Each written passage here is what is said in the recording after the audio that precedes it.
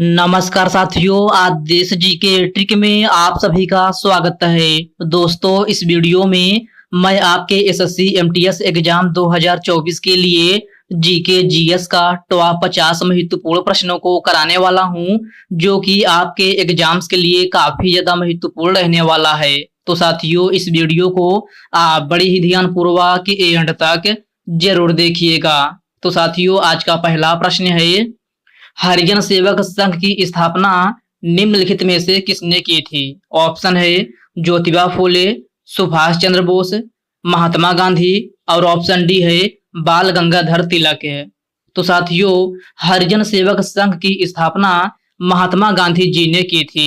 Right answer option C हो जाएगा, महात्मा गांधी। और साथियों, हरिजन सेवक संघ की स्थापना कब हुई थी? तो साथियों, इसकी स्थापना 1932 ईस्वी में हुई थी। नेक्स्ट क्वेश्चन है, भारत की पहली जनगणना निम्नलिखित में से किसके शासन काल में हुई थी? इसका ऑप्शन है Lord Mayo, Lord Lytton, Lord Cornwallis और ऑप्शन डी है विलियम बेंटिक है। तो साथियों, भारत की पहली जनगणना जो है लॉर्ड मेयो के शासन काल में हुई थी।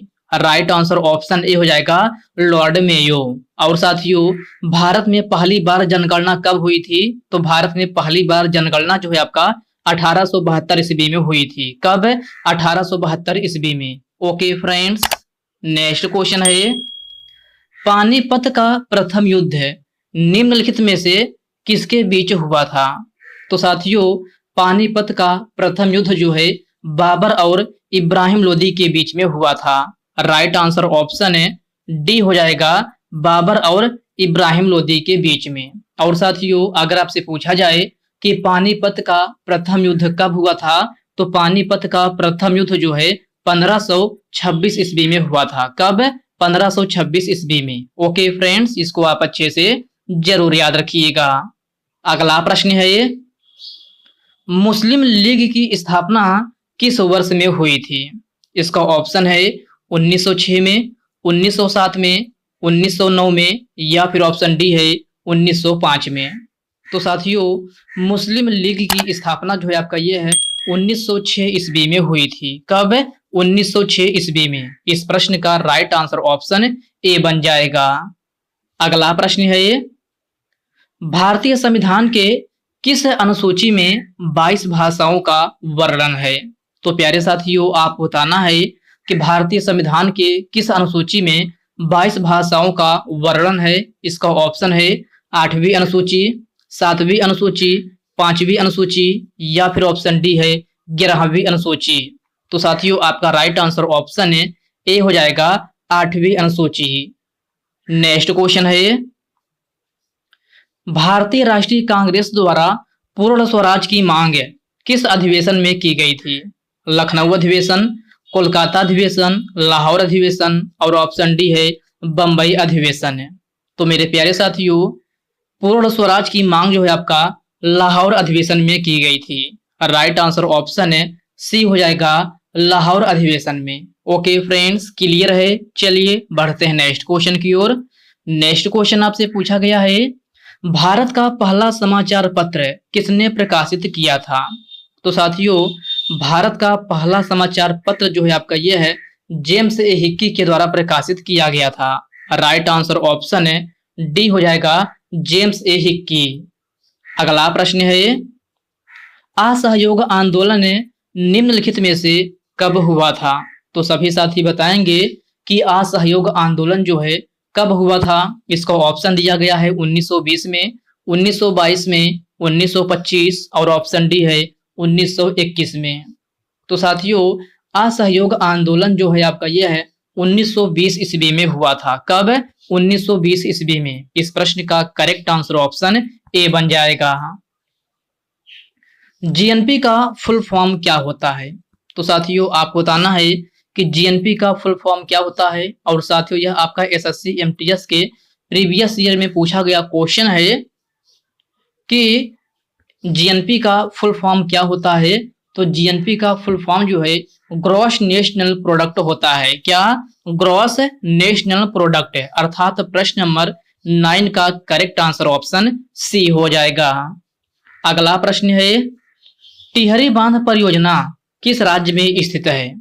तो साथियों, टिहरी बांध परियोजना किस राज्य में स्थित है? राजस्थान, उत्तराखंड, महाराष्ट्र या फिर कर्नाटक है? तो आपका राइट आंसर ऑप्शन है बी बन जाएगा, उत्तराखंड में। कहां? उत्तराखंड में जो है आपका टिहरी बांध परियोजना स्थित है। इस पॉइंट को आप अच्छे से जरूर ध्यान में रखिएगा। नेक्स्ट क्वेश्चन है, सन 1962 में भारत और किस देश के बीच में युद्ध हुआ था? पाकिस्तान, रूस, अमेरिका या फिर चीन? तो साथियों, 1962 में भारत और चीन के बीच में युद्ध हुआ था। राइट आंसर ऑप्शन है डी हो जाएगा, चीन।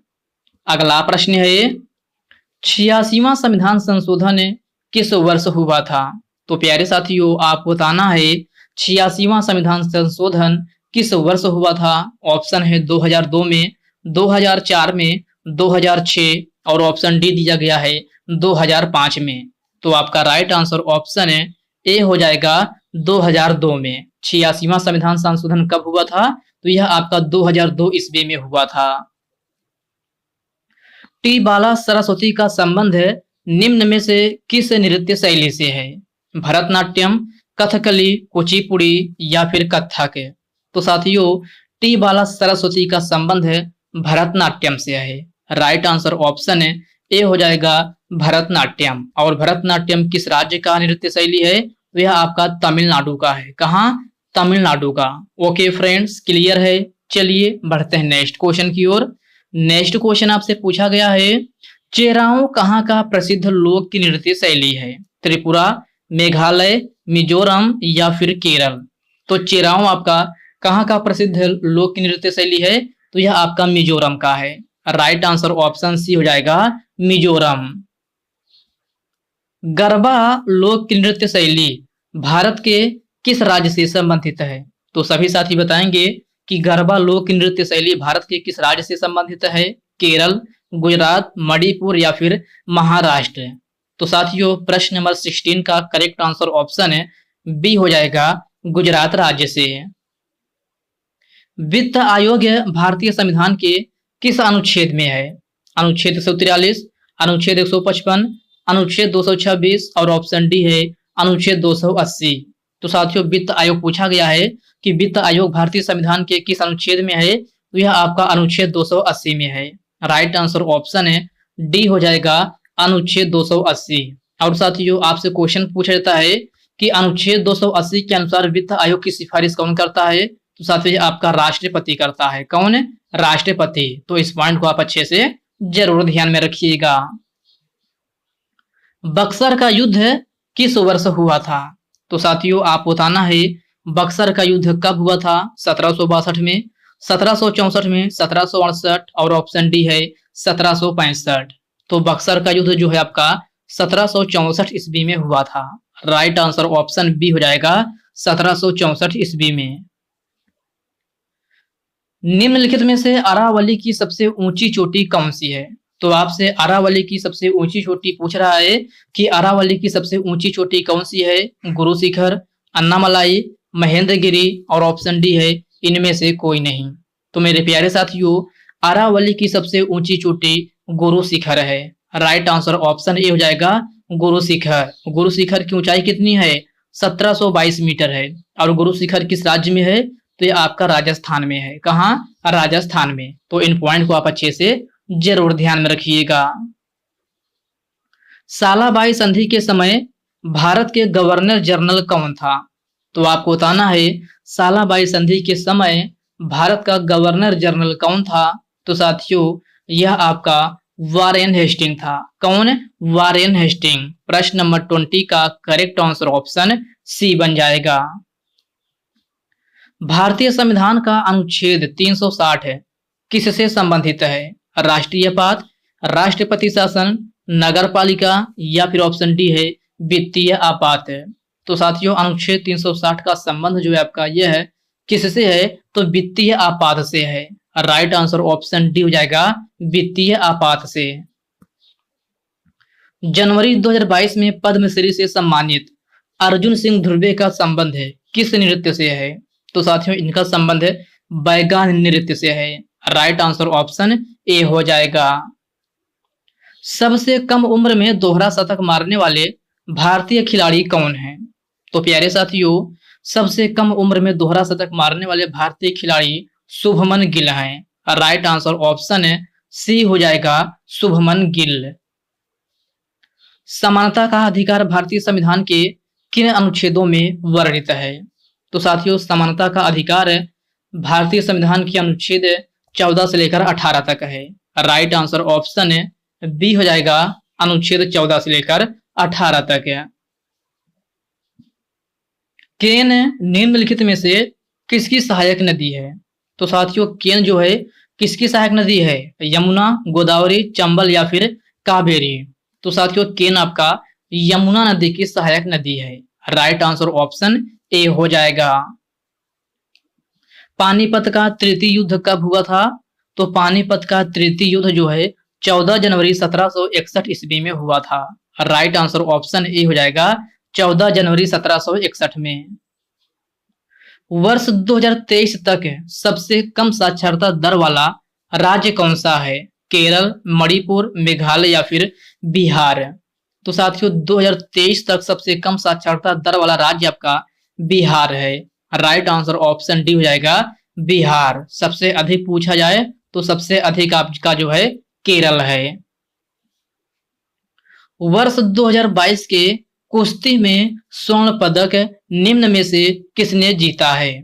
तो साथियों, आपको बताना है वर्ष 2022 के कुश्ती में स्वर्ण पदक निम्न में से किसने जीता है? तो साथियों, यह आपका अमन सहरावत ने जीता है।